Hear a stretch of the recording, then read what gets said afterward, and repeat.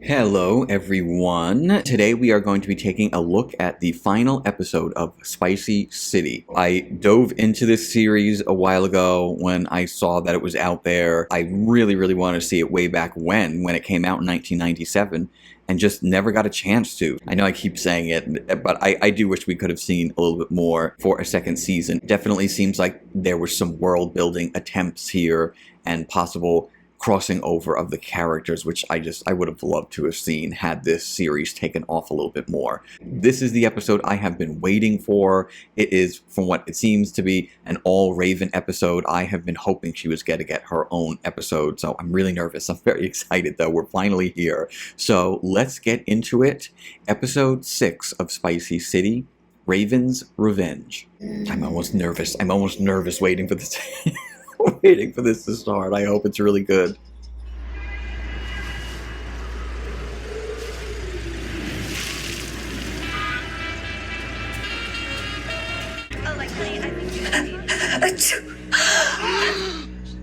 Relax. Just an allergy. What they all scared her for? You're not allowed to get sick in the future? I guess it's better to be safe than sorry. Alternaceuticals, a medical research company in search of cures for an imperfect society. Our focus is the source of disease, and our goal is to eliminate the bad elements and reach a final solution. Your attention. A possible viral outbreak has been detected in this area. The deformed and the demented, the most abnormal and alien creatures. I love it when there's these outrageous, some of these characters are just so crazy. Sorry, sisters. Siamese twins with a double. Even their earring is joined. Stuck the duck boy. Have you ever wondered what a really big duck eats for dinner?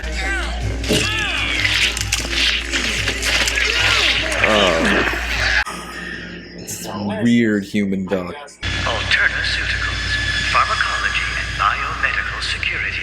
So you can't get sick in the future. Keeping the books and performing 3 sets a night. They don't pay me enough.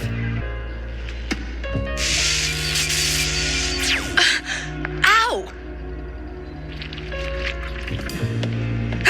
Hello, Raven. I'm Bird, and you may need my help. Typical.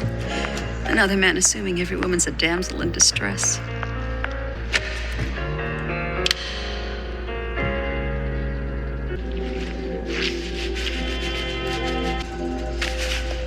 Mechanical chromosomes seem to be breaking down during mitosis. Damn it. These manufactured cells or something? That was weird. Why would they have letters on them? It's a rough future, too. It is not an easy future. Carnival and nightclub are rigged. Excellent. She's singing. Oh, I don't know if I could play it, though, out of copyright. But we finally get to see her sing.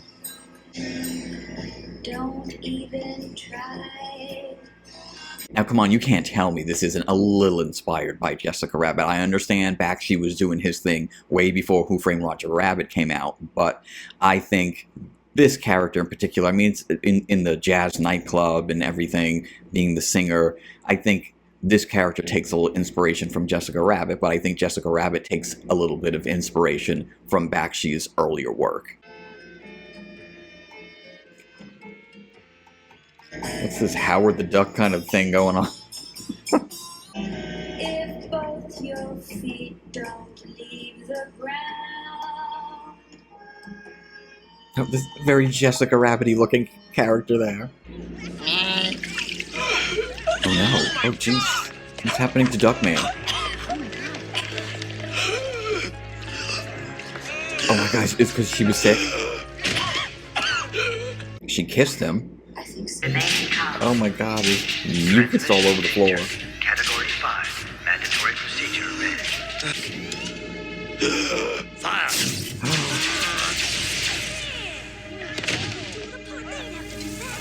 Oh, so there ain't no doctor. They just take you away. They take you out. Full quarantine and decontamination procedures are now in effect.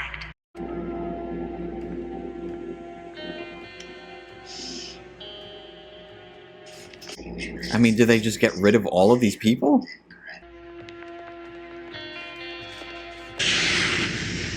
enter The X-Men. Our focus is the source of disease. A Category 5 emergency has been declared. Virus control will implement necessary safety precautions. Please remain calm. God, look at all these weird characters. God, the series really didn't even get off the ground.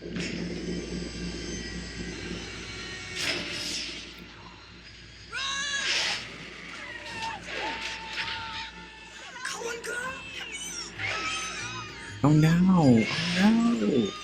Now what is this puppy boy? What's this?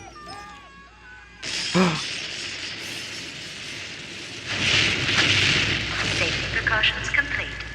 Thank you for your cooperation. This is a little bit more brutal. Speaking of X-Men, this kind of feels like X-Men. I mean, how funny we had similar things happen in X-Men 97 as this show in 1997. The lounge singer has escaped with an accomplice. Shit, we've got the one Raven. Hope we're not too late. So everybody knows Raven, apparently. Shit, that's a battle cruiser. Kind of reminds me of those 90 cartoons. Remember, like Aeon Flux and that kind of thing? Remember there was that blimp in the sky? Raven! Hey! Sweetheart, the VC are after us. They wiped out the whole troop! I know. They killed the duck boy. Motion sensors. If it locks on, we're finished.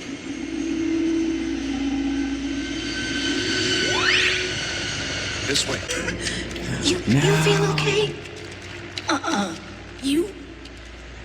So why are they getting sick, but not Raven? Raven's just spreading it around town.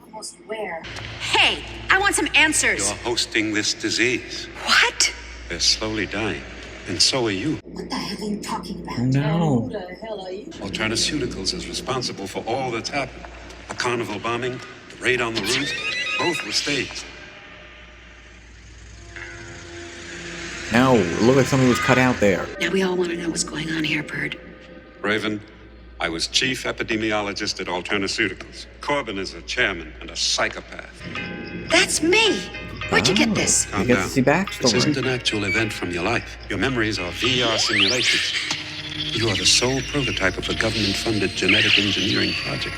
Your value as a test subject is priceless, and Corbin knows that. What? Why me? Look, technically you're a human machine. The microalgae in your bloodstreams is now simply too strong for this natural process. Unless each of you has a transfusion, your current condition is terminal. What? Those twins don't look too good. It's part of an end game to eliminate mutant genes from the natural selection process and trigger the plan for mutant genocide. To eliminate people with anomalous genetic codes, aberrant DNA, whatever. Like your duck friend and the twins here. Oh my God. What can we do? We have to re-regulate your metabolisms via transfusion, but we'll have to get into Alternaceuticals. And I'd better be right. Oh, she Just looks terrible. starting to What show happened? symptoms. She looks awful in like the span of 2 seconds. Bird. What about my mother? Right before I was fired, she died. An experiment went wrong. Wow, I was not expecting this. Not at all. Very interesting story, though. Handprint scan, please. Good morning. Stay alert. This place is crawling with armed drones. If they dish it, we'll give it back in spades. I'm getting nervous. I'm getting nervous. Oh no. You should have seen that coming. How did they not know?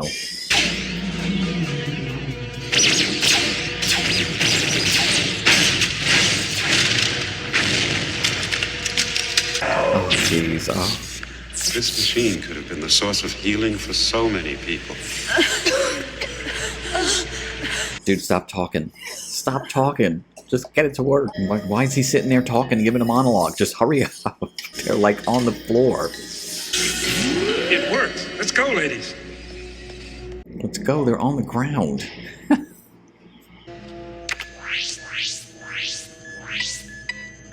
Transfusion bay has been breached. Armed response has been initiated. Raven, please forgive me. I've been wrong all along.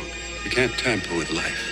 Only hope to understand it. Oh, Lord. What's going to happen? Bird! In fact, back in your cage, Corbin. You bastard! You're ruining everything! Oh, I I've always been a Play proponent shock of electric shock therapy, exploiting laboratory specimens to catalog the results of your Oh, is it empirical working? conclusions. But these are human beings, you bastard. You bastard. So there were mutants, like there was that, whole underground thing going on in episode 3. I was wondering if there would be some kind of mutants. They didn't really talk about it, I think, until this episode. So it has a connection to X-Men. It could have been a crossover. Ooh. Oh, did it work? Did it work? It worked! Oh Lord. Oh Lord, it worked, but what's gonna happen? So this is Corbin, you crazy son of a bitch. No.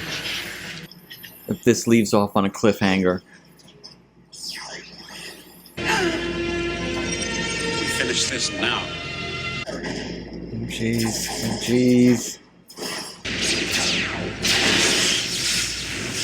No, what's happening? Oh jeez.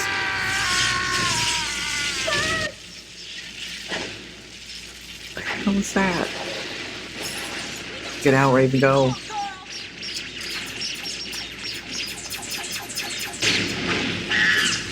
Go, monkeys. Oh no. Oh, God. Jeez. Oh no. Girl, you got to go. There ain't no time for your sorrows. You gotta get out. Girls, we're out of time.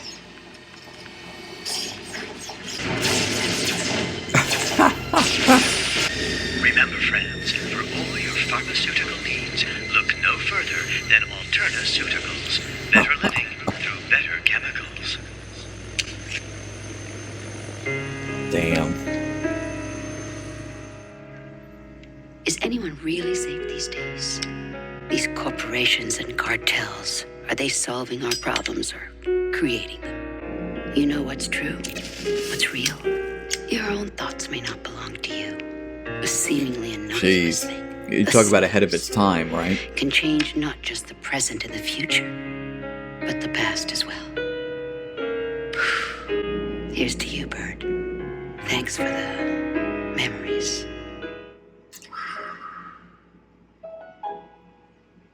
Wow.